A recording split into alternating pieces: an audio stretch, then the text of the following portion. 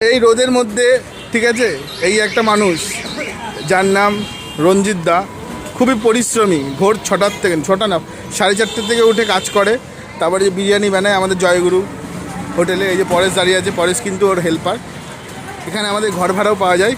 দেখতে পাচ্ছ, একটা জিনিস ফলো করে দেখবা যে মানুষটা এত ভালো, সর্বধর্ম সম্পন্ন। ঠিক আছে, এই যে দেখতে পাচ্ছ, এটা কিন্তু যীশুখ্রিস্ট আর রাধাকৃষ্ণ, কোনো ধর্মকে অসম্মান করেন না তিনি।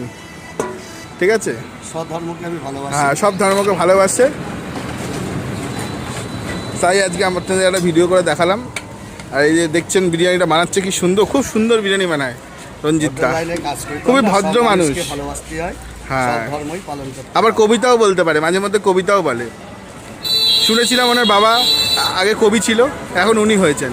বিরিয়ানি বানায়, পয়সা কড়ির অভাবে এখন কিছু করার নেই, বিরিয়ানি বানাতে হয়।